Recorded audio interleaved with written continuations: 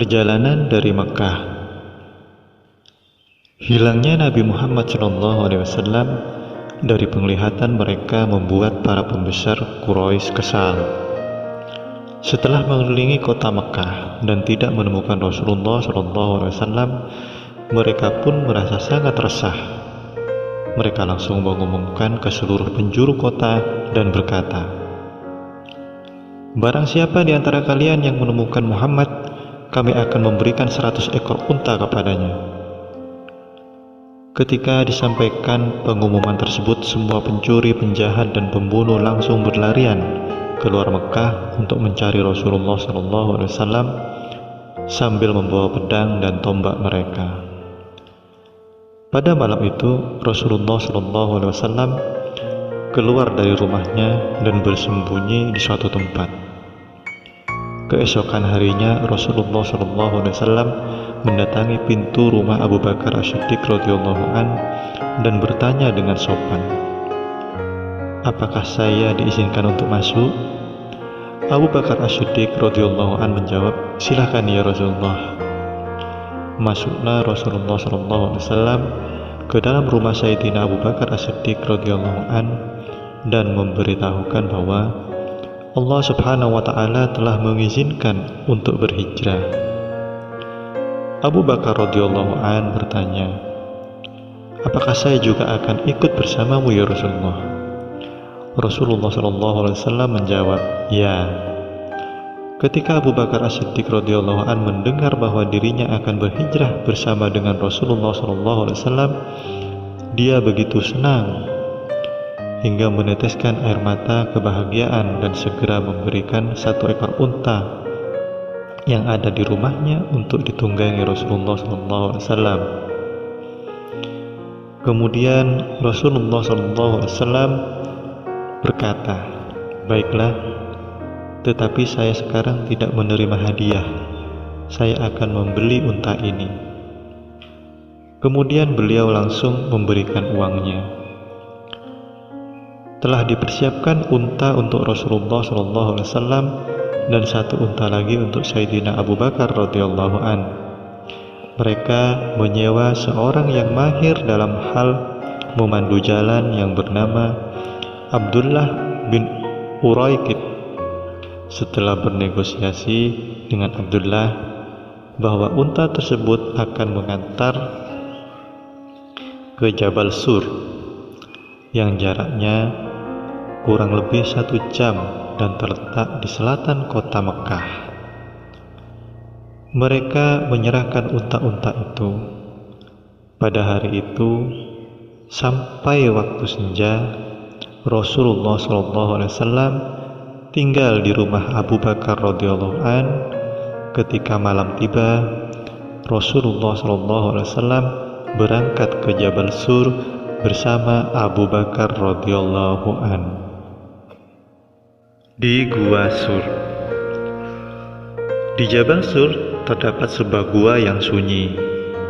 Rasulullah SAW dan Abu Bakar radhiyallahu an masuk ke dalam gua tersebut.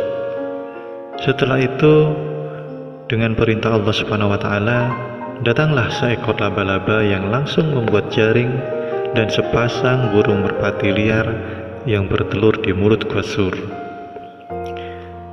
Para pencari dari kaum Quraisy datang dan mereka berkeliling ke seluruh bagian Jabal Sur. Umayyah bin Khalaf dengan beberapa orang lainnya tiba di depan mulut Gua Sur dan mereka berkata dengan yang lainnya, "Ayo kita cari dalam gua ini." Kemudian Umayyah bin Khalaf berkata, "Semoga Allah memberikan akal kepada kalian. Apa yang kalian lakukan di dalam? Sebelum Muhammad dilahirkan, laba-laba sudah membuat jaring dan merpati sudah bersarang di sana. Lalu kembalilah mereka." Padahal ketika mereka sampai di depan mulut gua, Rasulullah SAW dan Abu Bakar radhiyallahu an melihat mereka. Akan tetapi mereka tidak melihat keduanya.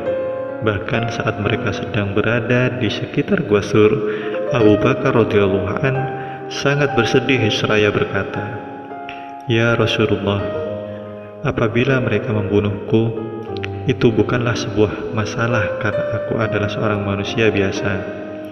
Jika mereka membunuhmu, itu akan menjadi sebuah bencana bagi seluruh umatmu.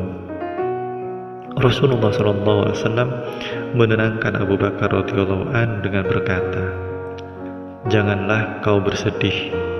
Allah Subhanahu wa taala bersama kita." Ketika mereka mengurungkan niatnya dan kembali, Abu Bakar radhiyallahu an berkata, "Ya Rasulullah, seandainya salah satu dari mereka ada yang melihat ke dalam gua, niscaya dia akan melihat kita." Ketika Abu Bakar radhiyallahu an berkata demikian, Rasulullah SAW membalas, "Apa yang kamu sangka terhadap dua orang yang ketiganya ada Allah SWT?" Ketika Sayyidina Abu Bakar radhiyallahu an masuk ke gua, dia melihat sebuah lubang. Kemudian Sayyidina Abu Bakar radhiyallahu an duduk sambil menutup lubang itu dengan kakinya. Dia khawatir seekor ular atau sejenisnya akan keluar dan membahayakan Rasulullah SAW. Beliau pun tertidur dengan bersandar kepada Sayyidina Abu Bakar radhiyallahu an. Tiba-tiba seekor ular keluar dari lubang tersebut dan menggigit kakinya. Walaupun demikian, Sayyidina Abu Bakar radhiyallahu an tidak menarik kakinya dari lubang tersebut agar Rasulullah SAW tidak terganggu lalu terbangun dari tidurnya. Akan tetapi karena menahan rasa sakit yang begitu luar biasa, air matanya menetes ke wajah mulia Rasulullah SAW. Beliau pun terbangun dari tidurnya dan bertanya, "Wahai Abu Bakar, apa yang telah terjadi?" Abu Bakar As-Siddiq pun menjawab, "Demi ayah dan ibuku yang menjadi tebusannya, ya Rasulullah, ada sesuatu yang menggigit kakiku, tetapi tidak masalah." Rasulullah SAW pun berdiri dan mengoleskan ludahnya ke tempat gigitan ular tersebut. Rasa sakit itu hilang seketika dan Sayyidina Abu Bakar radhiyallahu an pun sembuh.